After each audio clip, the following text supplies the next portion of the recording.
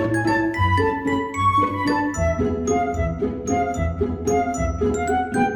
there Potterpaths, welcome back to my channel. Today we are doing an Instagram tips video. It's something that I get asked a lot. How did you grow your account? How did you get to where you are?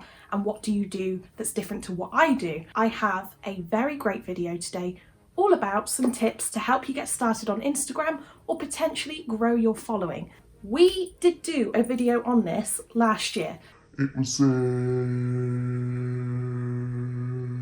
April 2018, and I called it How to Create a Killer Instagram. But I now have changed my views on some of the tips I gave because I've grown further. When I did that video, I was on 15,000 subscribers. I was on 15,000 followers in May 2018, something like that. And now I'm on 43,000, not subscribers, blast, followers. There is another reason for this video though, and it's sat right behind me. It inspired this video, and I'm going to talk all about it first. If you are new around here, don't forget to subscribe, yes, subscribe this time, to my channel and turn on that notifications bell so that you don't miss any of my future uploads. I've been doing a lot of Christmas videos recently, and this is one of those rare ones which isn't Christmas related. This counter was sent to me for free by Schmurl. It's a really hard word to say, Schmurl. I love it though. So this is a company that creates Instagram counters, Facebook counters, and custom counters that you can buy and display in your business. Now, the Hufflepuff Queen, or Flourish and Bloss, is a business for me, and that's why I thought this would be perfect to help me in videos and also on Instagram to show how I'm doing and just, put it up from time to time to monitor my growth. The idea of these is that you would, if you had a business or a small shop, put this in your window or inside the shop or restaurant or cafe so that when people see that you are on Instagram, they can actually watch in real time the counter tick over. It's amazing because you can click that like button or follow button and it will automatically change. It's a live feed from your phone to the counter. Now there's nothing more visually impressive than having one of these on display in a shop or something like that, because then you can actively monitor how things are going on your accounts, but people also get a real buzz, including me. I've followed and unfollowed myself just to see the counter move. And whilst you may not get one for yourself, you should suggest it to your workplace, business, get the word out about these because they're amazing. That's why I really wanted to promote it. I've got the 7-digit version and it's in keeping with the Instagram colours. I'm going to leave a link to Schmurl down below so that you can check out their counters, and I have seen some magical shops using them to promote their social media presence. Get on board with this if you can, and I'm going to suggest it to my own business at work as well. In the link below you'll find details of costs and the different type of counters that they do. I'm hoping that in future they bring out a YouTube one. That would be amazing. So we've got my Instagram page here.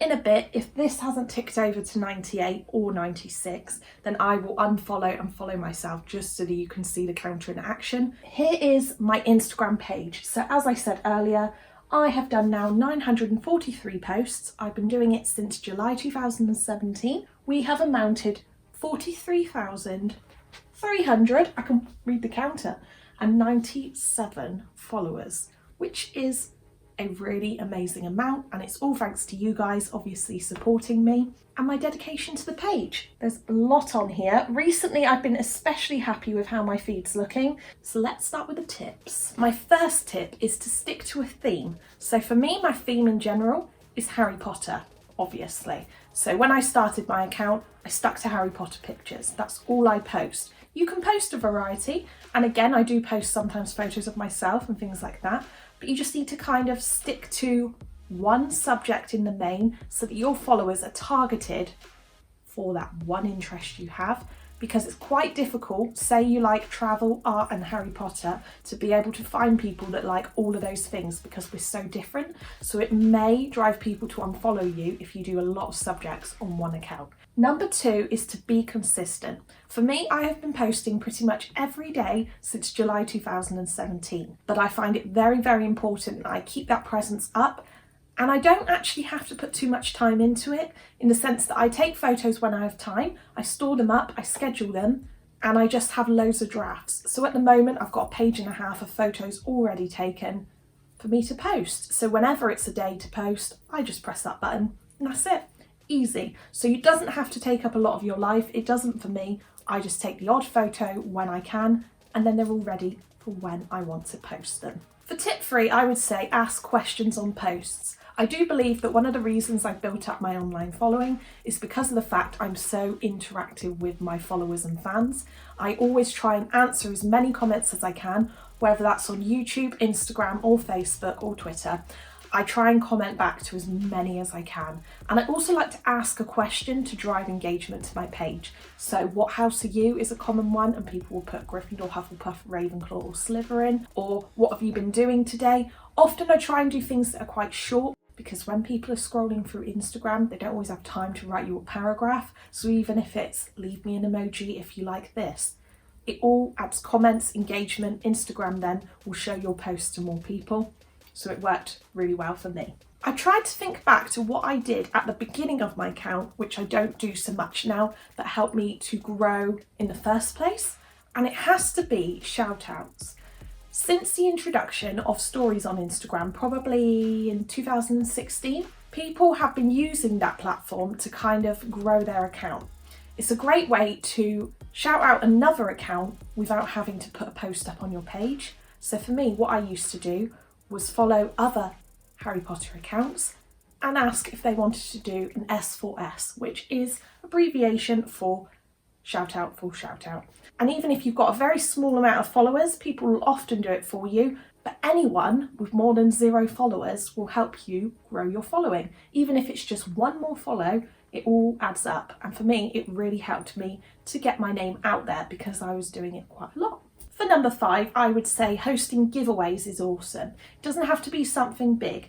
For my first giveaway, I did a hand-drawn Harry Potter picture, and you could win a copy of a book, which obviously is a little bit more pricey, but probably cost me in the realms of £5. So it wasn't too expensive. And for the giveaway, one of the terms that you have to do, or instructions, is that you tag 2 accounts. And that way you're getting more people coming to your page. They also need to be following you, and thirdly, if you share it on your own feed or story, then more people are going to see you again. So depending on what you'd like to do, you can kind of customize the instructions to what you fancy, but it's a fantastic way to build up a following. And for me, I haven't found that it's resulted in people then unfollowing after the giveaway. That's never been a problem that I've noticed. For number 6, it's important that you're kind of monitoring what things work on Instagram and what things don't. So over the course of the 2 years I've been doing this, or 2.5 years nearly now, I've noticed many different trends and things that are really popular at one point,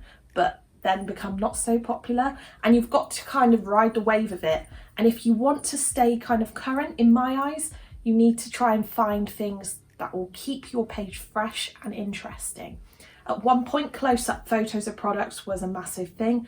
Nowadays, people prefer kind of more real-life Harry Potter situations, or maybe setups. Find things that attract your audience, and if it works, then post something else that's similar.